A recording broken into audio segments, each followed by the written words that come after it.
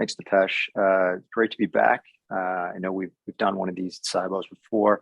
I'm Jeff Brady, and I'm the head of supply chain and global trade at Bank of America. I'm based in New York. I've been at Bank of America now for about 3 years. Trade and how has this affected trade finance? Well, I think, if you think about the current state, you would be remiss not to start with the fact that we are sort of in hopefully what is the tail end of a global pandemic.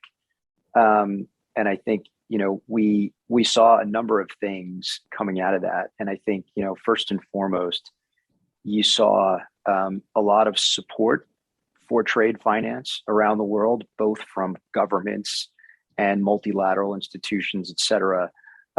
You really got a sort of a firsthand view of what the physical supply chain means to global commerce and how disruptions will affect that.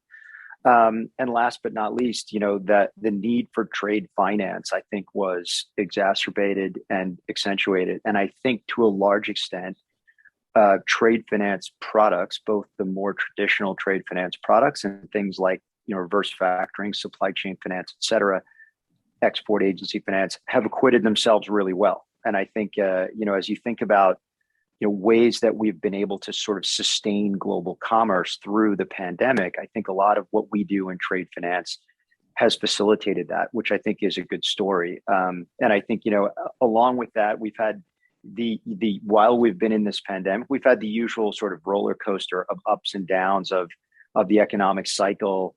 What some would describe as sort of a bit of a global liquidity crisis.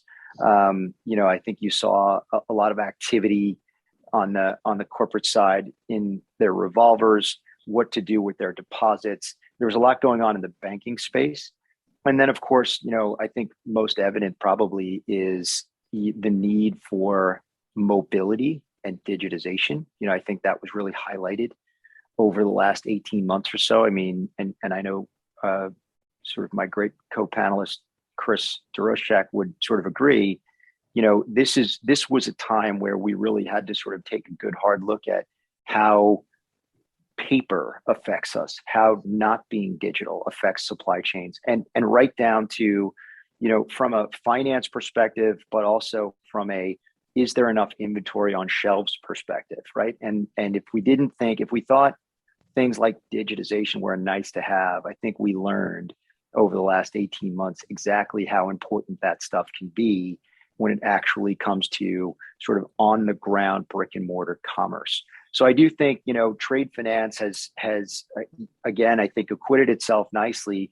I think the need for it has become only more urgent. And I think the need for it to be more efficient has become more urgent, which I think creates an opportunity for us in the market, Dipesh.